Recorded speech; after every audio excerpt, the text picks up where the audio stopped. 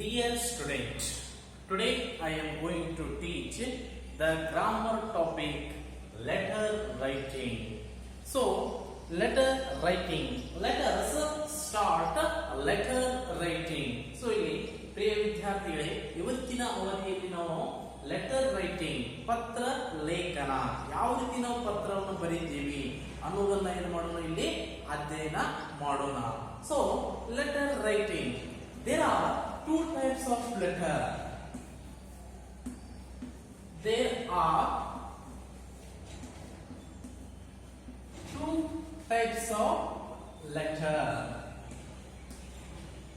Two types of letter. Dear student, so ನಾವಿಲ್ಲಿ ಏನ್ ಮಾಡ್ತೀವಿ ಅಂದ್ರೆ there are two types of letter. ಎರಡು ಪ್ರಕಾರದ ಪತ್ರವನ್ನು ನಾವು ಇಲ್ಲಿ ನೋಡ್ತೀವಿ. So there are two types. So first one official letter. First one official letter. Official letter. Then second one personal letter.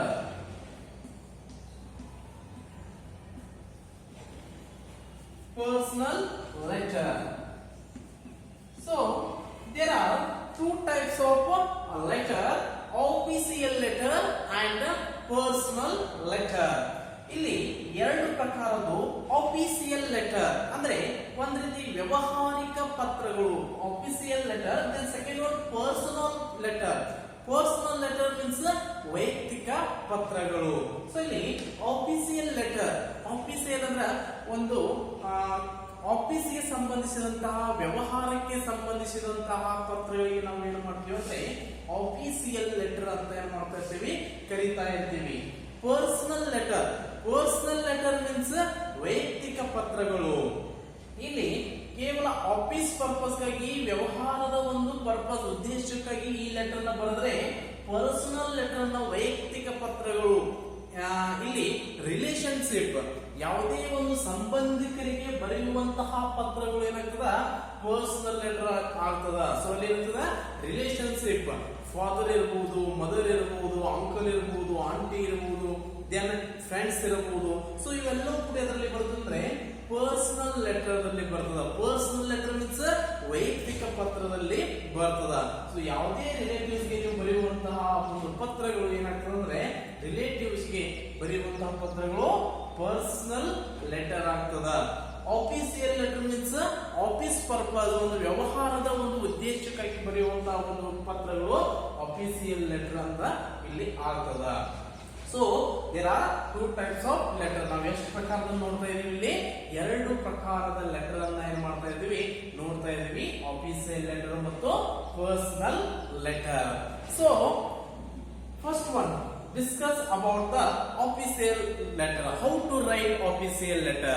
So ನಾವು ಹೇಗೆ official letter ನ ಹೇಗೆ ಬರೆಯಬೇಕು, how to write official letter. official letter ನ ನಾವು ಯಾವ ರೀತಿಯಾಗಿ ಬರೆಯಬೇಕು ಅನ್ನೋದನ್ನ ಏನು ಮಾಡೋಣ, ಇಲ್ಲಿ ಮೊದಲಿಗೆ ನಾವು ಅಧ್ಯಯನ ಮಾಡೋಣ. First one official letter. So let us start how to write official letter. Official letter.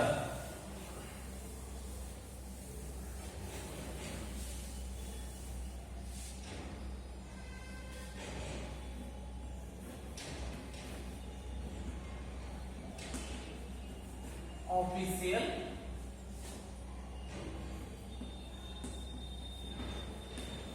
letter.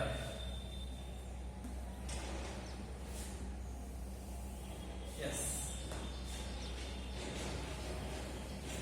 Official letter. Dear student, official letter. So first discuss about the official letter. See, so ಇಲ್ಲಿ ನಾನು ಮುಂದೆ ಏನ್ ಮಾಡ್ತೀನಿ, ಒಂದು letter ನ ಏನ್ ಹೇಳ್ತೀನಿ. Imagine that you are Ravi or Rani, Government High School, Gokak. So ಇಲ್ಲಿ ಏನ್ ಹೇಳ್ತಾ ಇದ್ದಾರೆ ಅಂದ್ರೆ ನಿಮಗೆ ಎಕ್ಸಾಮ್ ದಲ್ಲಿ ಯಾವ ರೀತಿ ಕೇಳ್ತಾ ಇರಲ್ಲ ಅದೇ ರೀತಿಯಾಗಿ ನಾನು ಏನ್ ಮಾಡ್ತಾ ಇದ್ದೀನಿ ಇಲ್ಲಿ ಎಕ್ಸ್ಪ್ಲನೇಷನ್ ಕೊಡ್ತೀನಿ. ನಿಮ್ಗೆ ಏನ್ ಮಾಡುವುದು ಅಂದ್ರೆ imagine that you are Ravi or Rani. Boys ಇದ್ರೆ ನೀವು ಯಾರಂತ ತಿಳ್ಕೊಳ್ಬೇಕು, ರವಿ ಅಂತ ತಿಳ್ಕೊಳ್ಬೇಕು. ಗರ್ಲ್ಸ್ ಇದ್ರೆ ಯಾರಂತ ತಿಳ್ಕೊಳ್ಬೇಕು, ರಾಣಿ ಅಂತ ತಿಳ್ಕೊಳ್ಬೇಕು. Imagine that you are Ravi or Rani. So ಇಲ್ಲಿ ಏನ್ ಹೇಳ್ತಾ ಇದಾರೆ, ನಿಮ್ಮ ಹೆಸರು ಬಾಯ್ಸ್ ಇದ್ರೆ ರವಿ ಅಂತ ಮೆನ್ಷನ್ ಮಾಡ್ರಿ, ಗರ್ಲ್ಸ್ ಇದ್ದವ್ರು ಏನ್ ಮಾಡ್ರಿ ರಾಣಿ ಅಂತ ಮೆನ್ಷನ್ ಮಾಡ್ರಿ. Studying in government high school Gokak. ನೀವು ಎಲ್ಲಿ ಸ್ಟಡಿ ಮಾಡ್ತಾ ಇದೀರಿ, ಗೌರ್ಮೆಂಟ್ ಹೈಸ್ಕೂಲ್ ಏನ್ ಮಾಡ್ತಾ ಇದ್ರಿ, ಗೋಕಾಕ್ ನಲ್ಲಿ ಏನ್ ಮಾಡ್ತಾ ಇದ್ರಿ, ಸ್ಟಡಿ ಮಾಡ್ತಾ ಇದ್ದೀರಿ. ಹಾಗಾದ್ರೆ write a letter to your head master. Yes, ನೀವು ಯಾರಿಗೆ ಪತ್ರ ಬರೀಬೇಕು, write a letter to your head master. ನೀವು ನಿಮ್ಮ ಮುಖ್ಯೋಪಾಧ್ಯಾಯರಿಗೆ ಏನು ಮಾಡ್ಬೇಕಂದ್ರೆ ಪತ್ರವನ್ನು ಬರೆಯಬೇಕು. Requesting him to issue transfer certificate and character certificate class. So ನಿಮ್ಗೆ ಏನ್ ಬೇಕಾಗಿದೆ, ಅಲ್ಲಿ ಟ್ರಾನ್ಸ್ಫರ್ ಸರ್ಟಿಫಿಕೇಟ್ ಬೇಕಾಗಿದೆ ಮತ್ತು ಕ್ಯಾರೆಕ್ಟರ್ ಸರ್ಟಿಫಿಕೇಟ್ ಸಲುವಾಗಿ ನೀವು ಏನ್ ಮಾಡಬೇಕು, ನಿಮ್ಮ ಒಂದು ಹೆಡ್ ಮಾಸ್ಟರ್ಗೆ ಏನ್ ಮಾಡಬೇಕು, ಪತ್ರ ಬರೀಬೇಕು. ಎಸ್, ಸೊ ಇಲ್ಲಿ ನೋಡ್ರಿ, write a letter to your head master. ಯಾರಿಗೆ ಪತ್ರ ಬರೆದಿದೆ, ಹೆಡ್ ಮಾಸ್ಟರ್ ಗೆ ಪತ್ರ ಬರೀಬೇಕಾಗಿದೆ. ಎದರ ಸಲುವಾಗಿ, requesting him to issue transfer certificate and character certificate. ಹಾಗಾದ್ರೆ ನೀವು ನಿಮ್ಮ ಹೆಡ್ ಮಾಸ್ಟರ್ ಬರೀಬೇಕಂತ ಇಲ್ಲಿದೆ. ಹಾಗಾದ್ರೆ ನಿಮ್ಮ ಅಡ್ರೆಸ್ ಕೂಡ ಆಲ್ರೆಡಿ ಕೊಟ್ಟಿದ್ದಾರೆ ಅವರು. ಏನಂತ ಕೊಟ್ಟಿದ್ದಾರೆ, imagine that you are Ravi or Rani. Boys ಇತ್ತು ರವಿ, ಗರ್ಲ್ಸ್ ಇತ್ತು Rani. Studying in government high school Gokak ಅಂತ ಇಲ್ಲಿ ಹೇಳ್ತಾರೆ. ಓಕೆ, ಸೊ ಮೊದಲ ಕ್ವಶನ್ ಅನ್ನ ಅಂಡರ್ಸ್ಟ್ಯಾಂಡ್ ಮಾಡ್ಕೊರಿ. ನಾನು ಇಲ್ಲಿ ಎಕ್ಸ್ಪ್ಲನೇಷನ್ ಕೊಡ್ತೀನಿ ನೋಡ್ರಿ. ಫಸ್ಟ್ ಗೆ ಇದು ಹೆಡ್ ಮಾಸ್ಟರ್ ಬರೆಯುವಂತ ಪತ್ರ, ಇದು ಆಫೀಸಿಯಲ್ ಲೆಟರ್ ಆಗ್ತದ. ಎಸ್, ಹಾಗಾದ್ರೆ ಫಸ್ಟ್ ನಾವು ಆಫೀಸಿಯಲ್ ಲೆಟರ್ ನ ಬರೆಯುವಾಗ ಯಾವ ಸ್ಕೆಲೆಟನ್ ಆಫ್ ಆಫೀಸಿಯಲ್ ಲೆಟರ್ ಅಂದ್ರೆ ಒಂದು ವ್ಯವಹಾರಿಕ ಇರಬಹುದು, ಆ ಆಫೀಸಿಯಲ್ ಪರ್ಪಸ್ ಬರೆಯುವಂತಹ ಲೆಟರ್ಗಳ ಸ್ಕೆಲೆಟನ್ ಆಫ್ ಆಫೀಸಿಯಲ್ ಲೆಟರ್, ಅದರ ಪತ್ರ ಹಂದರ ಅಂದ್ರೆ ಯಾವ ರೀತಿಯಾಗಿ ಪತ್ರಗಳು ನೋಡಬೇಕು, ಯಾವ ಸ್ಟೆಪ್ಸ್ ಗಳು ಬರ್ತವೆ ಆಫೀಸಿಯಲ್ ಲೆಟರ್ ನಲ್ಲಿ ನೋಡ್ಕೋಬೇಕು. So first one from. Yes, ಅವ್ರು ಆಲ್ರೆಡಿ ಏನ್ ಕೊಟ್ಟಿದ್ದಾರೆ, ಫ್ರಾಮ್ ಕೊಟ್ಟಿದ್ದಾರೆ. ಏನಂತ ನೀವು ಅಡ್ರೆಸ್ ಕೊಟ್ಟಿದ್ದಾರೆ ಅವರು, ಫ್ರಾಮ್ ರವಿ. ಗರ್ಲ್ಸ್ ಇದ್ರೆ ಏನ್ ಮಾಡ್ಬೇಕು, ರಾಣಿ ಅಂತ ಹಾಕಬೇಕು. So government high school Gokak, government high school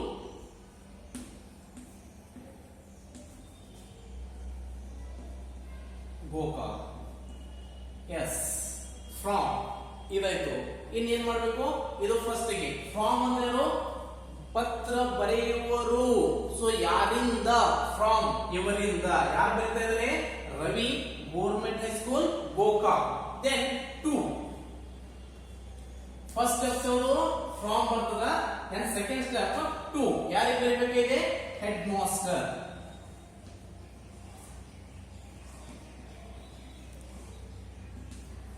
okay, ಇಲ್ಲಿ ಹೆಡ್ ಮಾಸ್ಟರ್ ಬರೋದು ಏನ್ ಮಾಡಬೇಕು ಅಂದ್ರೆ ಇಲ್ಲಿ ಅಡ್ರೆಸ್, ಯಾವ ಸ್ಕೂಲಿಗೆ, ಯಾವ ಸ್ಕೂಲ್ ಹೆಡ್ ಮಾಸ್ಟರ್ ಅನ್ನೋದನ್ನ ಏನ್ ಮಾಡಬೇಕು, ಅಡ್ರೆಸ್ ಹಾಕಬೇಕು. ಇದು ಫ್ರಾಮ್ ಆಯ್ತು, ಇದು ಟು ಆಯ್ತು. ನೋಡ್ರಿ, ಯಾವಾಗಲೂ ಆಫೀಸಿಯಲ್ ಲೆಟರ್ ಬರೆಯುವಾಗ ಫಸ್ಟ್ ಸ್ಟೆಪ್ ಫ್ರಾಮ್ ಬರಬೇಕು.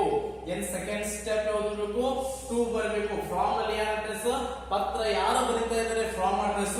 ಟು ಯಾರಿಗೆ ಬರೀತಾ ಇದ್ದಾರೆ ಅನ್ನೋದು ಎಲ್ಲಿ ಮೆನ್ಷನ್ ಮಾಡಬೇಕು, ಟು ದಲ್ಲಿ ಮೆನ್ಷನ್ ಮಾಡಬೇಕು. Then third one, respected sir. Third step, respected sir. ಇದು ಮೂರನೇ steps, sir, respected sir. Then fourth steps, subject, ವಿಷಯ. ಸೊ ಸಬ್ಜೆಕ್ಟ್ ಏನಿದೆ ಅದು ಒಂದು ಅಥವಾ ಎರಡರಲ್ಲಿ ಬರೀಬೇಕು. ದೆನ್ ಸಬ್ಜೆಕ್ಟ್ ಆದ ತಕ್ಷಣ ದೆನ್ ಎಕ್ಸ್ಪ್ಲನೇಷನ್ ಅನ್ನ ಕೊಡಬೇಕು. ಯಾವ್ದ್ರ ಸಲುವಾಗಿ ಪತ್ರ ಬರೀತಾರೆ, ಏನು ಉದ್ದೇಶಿಸಲು ಅನ್ನೋದನ್ನ ಏನ್ ಮಾಡಬೇಕು, ಪತ್ರದ ವಿವರಣೆ ಕೊಡಬೇಕು. ಎಸ್, ಫಸ್ಟ್ ಸ್ಟೆಪ್ ಫ್ರಾಮ್ ಆಯ್ತು, second step to, then third step respected sir, fourth step step subject. Okay, then explanation ಪತ್ರದ ವಿವರಣೆ. ದೆನ್ ಪತ್ರ ಮುಗಿದ ನಂತರ then thank you. Thank you. Okay. Then last one, yours obediently. Yours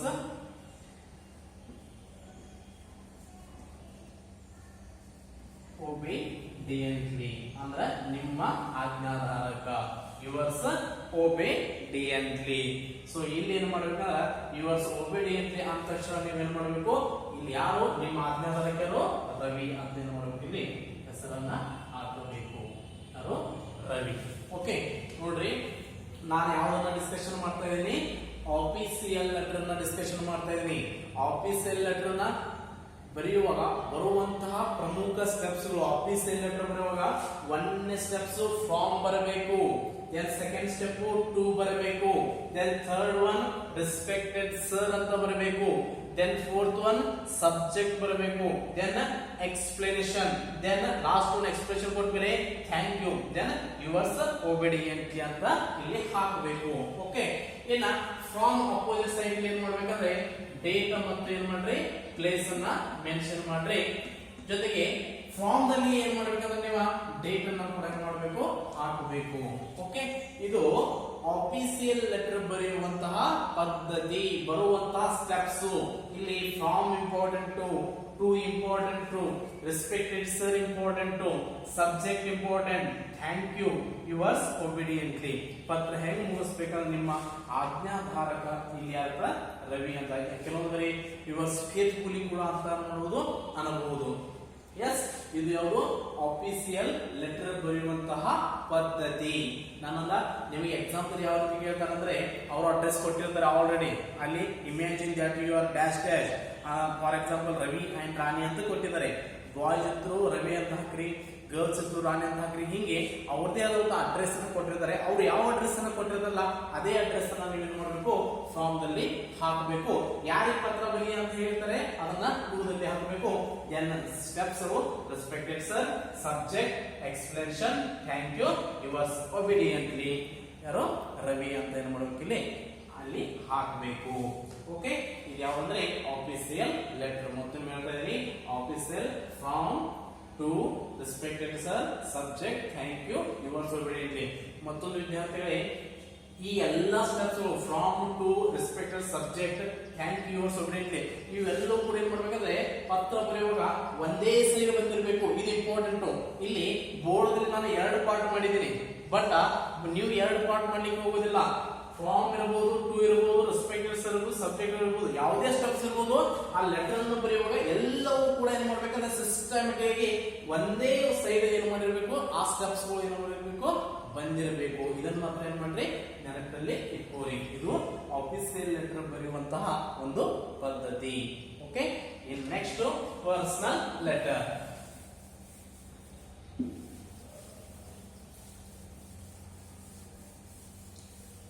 Personal letter.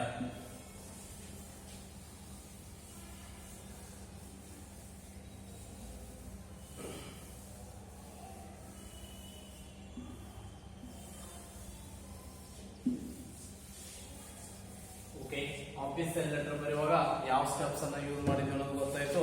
Then next one ಇದರಲ್ಲಿ personal letter. Personal letter ಅನ್ನ ಯಾವ ರೀತಿ ಬರೀಬೇಕು? Personal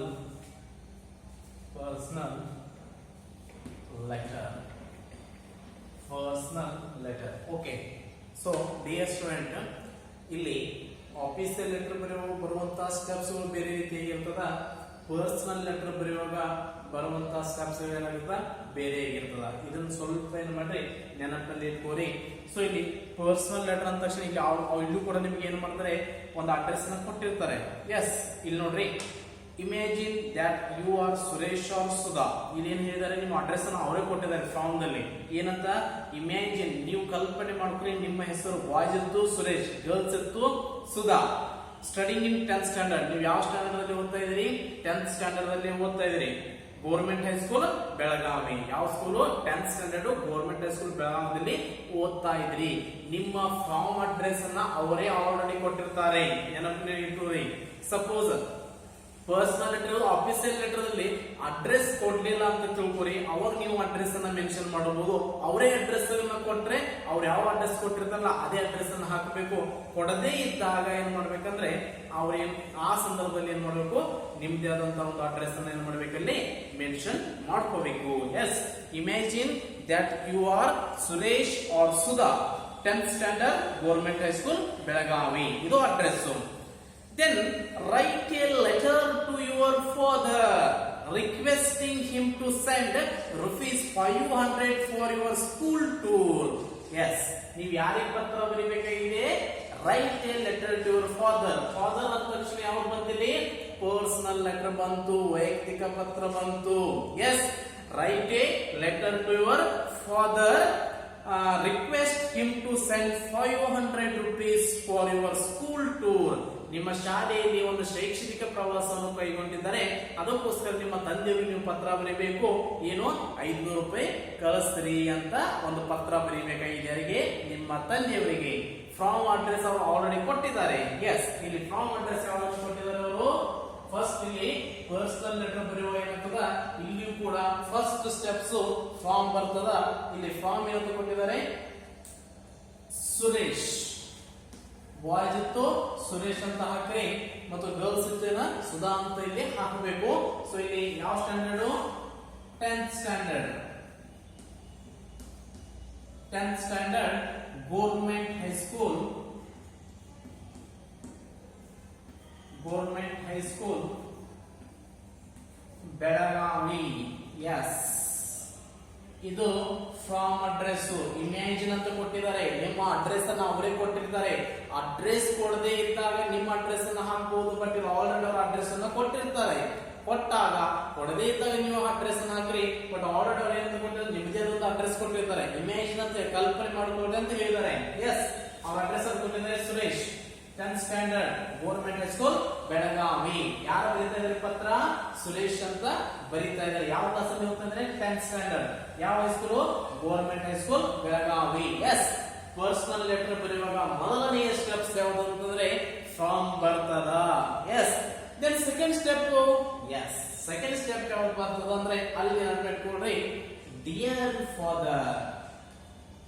ನೀವು ಏನ್ ಮಾಡ್ಬೇಕಂದ್ರೆ ಡಿಯರ್ ಫಾದರ್ ಅಂತ ಅಂದು ಪ್ರೀತಿಯ ತಂದೆಯವರೇ ಅಂತ ಹೇಳಿ ಏನ್ ಮಾಡ್ಬೇಕಂದ್ರೆ ನೀವು ಆ ಪತ್ರವನ್ನು ಏನ್ ಮಾಡ್ಬೇಕು? ಆರಂಭಿಸಬೇಕು. ನೋಡ್ರಿ, ಡಿಯರ್ ಫಾದರ್ ಅಂತ ಹೇಳಿ. ಸರ್, ಇಲ್ಲಿ ಟೂ ಬರ್ಲಿರೋಲ್ಲ. ಎಸ್, ಪರ್ಸನಲ್ ಲೆಟರ್ ಅಲ್ಲಿ ಫ್ರಾಮ್ ಆದ ತಕ್ಷಣ ಟು ಬರಂಗಿಲ್ಲ. ಇಲ್ಲಿ ಪರ್ಸನಲ್, ಅದು ಆಫೀಸಿಯಲ್ ಲೆಟರ್ ಅಲ್ಲಿ ಫ್ರಾಮ್ ಆದ ತಕ್ಷಣ ಟು ಬರ್ತದ, ಬಟ್ ಪರ್ಸನಲ್ ಲೆಟರ್ ಅಲ್ಲಿ ಫ್ರಾಮ್ ಆದ ತಕ್ಷಣ ಟು ಬರಂಗಿಲ್ಲ. ಇಲ್ಲಿ ಫ್ರಾಮ್ ಅಂದ್ರೆ ಯಾರು ಬರೀತಾ ಇದ್ದಾರೆ? ಯಾರಿಗೆ ಬರೀತಾ ಇದ್ದಾರೆ? ತಂದೆಯವರಿಗೆ ಬರೆದಿದೆ. ಹಾಗಾದ್ರೆ ಡೈರೆಕ್ಟ್ ಪ್ರೀತಿಯ ತಂದೆಯವರು ಅಂತ ಹೇಳಿ ಪತ್ರವನ್ನು ಏನ್ ಮಾಡ್ಬೇಕು? ಎಕ್ಸ್ಪ್ಲನೇಷನ್ ಕೊಡಬೇಕು. ಎಸ್, ಡಿಯರ್ ಫಾದರ್ ಅಂತ ಹೇಳಿ ಪತ್ರದ ಒಂದು ವಿವರಣೆ ಕೊಡಬೇಕು. ಪತ್ರದ ವಿವರಣೆ ಕೊಟ್ಟಾದ ತಕ್ಷಣ ಏನ್ ಮಾಡ್ಬೇಕಂದ್ರೆ ಅಲ್ಲಿ ನೀವು ಏನ್ ಮಾಡಬಹುದು ಅಂದ್ರೆ ಥ್ಯಾಂಕ್ ಯು ಅಂತ ಏನ್ ಮಾಡಬಹುದು? ಪತ್ರ ಎಲ್ಲ ಬರೆದ ನಂತರ ಏನ್ ಮಾಡಬಹುದು? ಅಲ್ಲಿ ಥ್ಯಾಂಕ್ ಯು ಅಂತ ಹೇಳಬಹುದು. ಸೊ ಪತ್ರ ಮುಗಿದ ನಂತರ ಅಲ್ಲಿ ಏನ್ ಬಂತು? ಥ್ಯಾಂಕ್ ಯು ಅಂತ ಹೇಳ್ಬಹುದು. ಪತ್ರ ಮುಗಿದ ನಂತರ ಏನ್ ಬಂತು? ಯುವರ್ ಲವ್ಲಿ ಸನ್, ನಿಮ್ಮ ಪ್ರೀತಿಯ ಮಗ ಅಂತ ಹೇಳಬಹುದು. ಯಾರು? ಸುರೇಶ್. ಇದು ಪತ್ರ. ಯಾವುದು? ಪರ್ಸನಲ್ ಲೆಟರ್ ಬರೆಯುವಂತಹ ಪದ್ಧತಿ. ಎಸ್, ತಿಳಿತಾ? ಇಲ್ಲಿ ನೋಡಿ, ಫಸ್ಟ್ ಏನೊಂದು ಪರ್ಸನಲ್ ಲೆಟರ್ ಅಲ್ಲಿ ಫ್ರಾಮ್ ಯಾರು ಬರೀತಾ ಇದ್ದಾರೆ ಎಲ್ಲ ಅಡ್ರೆಸ್ ಹಾಕಬೇಕು. ಜೊತೆಗೆ ಇಲ್ಲೂ ಕೂಡ ಏನ್ ಮಾಡ್ಬೇಕಂದ್ರೆ ಫ್ರಾಮ್ ದಲ್ಲಿ ಡೇಟ್ ಅನ್ನ ಹಾಕ್ರಿ. ತಿಳಿತಾ? ಫ್ರಾಮ್ ಅಪೋಸಿಟ್ ಸೈಡ್ ಇಲ್ಲಿ ಏನ್ ಮಾಡ್ರಿ? ಡೇಟ್ ಮತ್ತೆ ಏನ್ ಮಾಡ್ರಿ? ಪ್ಲೇಸ್ ಅನ್ನ ಕೂಡ ಏನ್ ಮಾಡ್ರಿ? ಹಾಕ್ರಿ. ತಿಳಿತಾ? ಸೊ ಫಸ್ಟ್ ಗೆ ಫ್ರಾಮ್ ನಲ್ಲಿ ಎಲ್ಲ ಅಡ್ರೆಸ್ ಯಾರು ಬರೀತಾ ಇದ್ದಾರೆ? ಯಾರಿಗೆ ಬರೀತಾ ಇದ್ದಾರೆ? ಫಾದರ್ ಗೆ ಬರೀತಾ ಇದ್ದಾರೆ. ಡಿಯರ್ ಫಾದರ್ ಅಂತ ಎಕ್ಸ್ಪ್ರೆಷನ್ ಕೊಟ್ವಿ. ಇದು ಎರಡನೇ ಸ್ಟೆಪ್. ಮೂರನೇ ಸ್ಟೆಪ್ ಥ್ಯಾಂಕ್ ಯು. ಪತ್ರ ಎಲ್ಲ ಬರೆದ ನಂತರ thank you. Next your lovely son Suresh.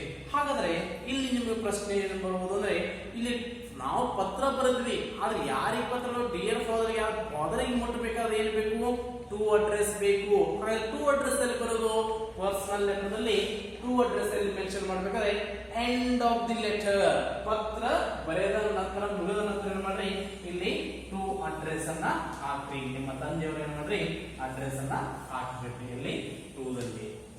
ಅಂದ್ರೆ ಪರ್ಸನಲ್ ಲೆಟರ್ ದಲ್ಲಿ ಟು ಅಡ್ರೆಸ್ ಇರುವುದು ಎಂಡ್ ಆಫ್ ದಿ ಲೆಟರ್, ಪತ್ರದ ಕೊನೆಯ ಭಾಗದಲ್ಲಿ ಏನಾಗ್ತದ, ಇಲ್ಲಿ ಅಲ್ಲಿ ಒಂದು ಅಡ್ರೆಸ್ ಏನಾಗ್ತದ ಬರ್ತದ. ಎಸ್ ನೋಡ್ರಿ, ಪರ್ಸನಲ್ ಲೆಟರ್ ಏನ್ಬೋದು, ಪರ್ಸನಲ್ ಲೆಟರ್ ಅಲ್ಲಿ ಬರೆಯುವಾಗ ಸ್ಟೆಪ್ಸ್ ಯಾವ ಬಂತ? ಫ್ರಾಮ್ ಬಂತು, ಡಿಯರ್ ಫಾದರ್ ಬಂತು, ಥ್ಯಾಂಕ್ ಯು ಬಂತು, ಯುವರ್ ಲವ್ಲಿ ಸನ್ ಬಂತು, ದೆನ್ ಟು ಅಡ್ರೆಸ್ ಬಂತು. ಪರ್ಸನಲ್ ಲೆಟರ್ ಅಲ್ಲಿ ಫ್ರಾಮ್ ಇಲ್ಲಿ ಬಂತು, ಟು ಅಡ್ರೆಸ್ ಬಂತು, ಲಾಸ್ಟ್ ಬಂತು. ಇದು ಯಾವ ಬರ್ತದೆ? ಪರ್ಸನಲ್. ಇಲ್ಲಿ ನೀವು ಫಾದರ್ ಅಂತ ಒಂದು ಎಕ್ಸಾಂಪಲ್ ಕೊಟ್ಟಿದ್ದೀನಿ. ಪರ್ಸನಲ್ ಲೆಟರ್ ತಕ್ಷಣ ಫಾದರ್ ಇರ್ಬೋದು, ಮದರ್ ಇರ್ಬೋದು, ಯಾವುದೇ ರಿಲೇಶನ್ಶಿಪ್ ಇರ್ಬೋದು, ಇಲ್ಲಿ ಏನಾಗ್ತದ ಅಲ್ಲಿ ನೀವು ಯಾರಿಗೆ ಬರೀತಾರೆ ಅಲ್ಲಿ ಡಿಯರ್ ಅಂತ ಹಾಕಿ ಏನ್ ಮಾಡೋದು, ಅವರ ಅಡ್ರೆಸ್ ಅಲ್ಲಿ ಬರೆಯಬಹುದು. ಡಿಯರ್ ಮದರ್ ಅಂತ ಹಾಕಬಹುದು, ಡಿಯರ್ ಅಂಕಲ್ ಅಂತ ಹಾಕಬಹುದು. ಪ್ರೀತಿಯ ಒಂದು ತಂದೆಯವರಿಗೆ ಅಂದ ತಕ್ಷಣ ಇಲ್ಲಿ ಪ್ರೀತಿಯ ಒಂದು, ಅಲ್ಲಿ ನೀವು ತಾಯಿಯವರಿಗೆ ಬರೀತಾ ಇದ್ರೆ ಡಿಯರ್ ಮದರ್ ಅಂತ ಹಾಕಬಹುದು, ಚಿಕ್ಕಪ್ಪರು ಬರೀತಾ ಅಂಕಲ್ ಅಂತ ಹಾಕಬಹುದು. ಹೀಗೆ ನಿಮಗೆ ಏನ್ ಮಾಡೋದು ಅಂದ್ರೆ, ನೀವು ಯಾರು ಬರೀತಾರಲ್ಲ ಅವರು ಅಲ್ಲಿ ಹಾಕಬೇಕು. ಆದ್ರೆ ಇಲ್ಲಿ ಪರ್ಸನಲ್ ಲೆಟರ್ದಲ್ಲಿ ಟು ಅಡ್ರೆಸ್ ಅನ್ನು ಹಾಕಬೇಕು, ಎಂಡಿಗೆ ಹಾಕಬೇಕು. ನಾನು ಹಾಗಾದ್ರೆ ಪರ್ಸನಲ್ ಲೆಟರ್ದಲ್ಲಿ ಫ್ರಾಮ್ ಆಯ್ತು, ಡಿಯರ್ ಫಾದರ್ ಎಕ್ಸ್ಪ್ಲನೇಷನ್ ಆಯ್ತು, ಎಲ್ಲ ಪತ್ರ ಥ್ಯಾಂಕ್ ಯು ಆಯ್ತು, ಯುವರ್ ಲವ್ಲಿ ಸನ್ ಆಯ್ತು, ದೆನ್ ಸುರೇಶ್ ಡೇ, then last one to address.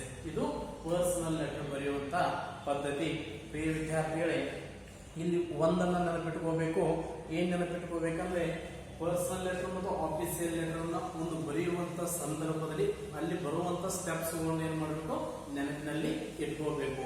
Address ಅವರೇ ಕೊಟ್ಟರು ಏನ್ ಮಾಡ್ರಿ, ಆ ಅಡ್ರೆಸ್ ಅನ್ನ ಹಾಕ್ರಿ, ಅವ್ರು ಕೊಟ್ಟಂತ ಅಡ್ರೆಸ್ ಅನ್ನ ಹಾಕಬೇಕು. ಕೊಡದೇ ಇದ್ದಾಗ ಏನ್ ಮಾಡ್ರಿ, ನಿಮ್ಮ ಅಡ್ರೆಸ್ ಅನ್ನ ಏನ್ ಮಾಡ್ಬೋದು, ಹಾಕ್ಬಹುದು. ಇದು ಲೆಟರ್ ಒಂದು ರೈಟಿಂಗ್ ಅಂದ್ರೆ ಈ ಲೆಟರ್ ಬರೆಯುವಂತಹ ಒಂದು ಪದ್ಧತಿ.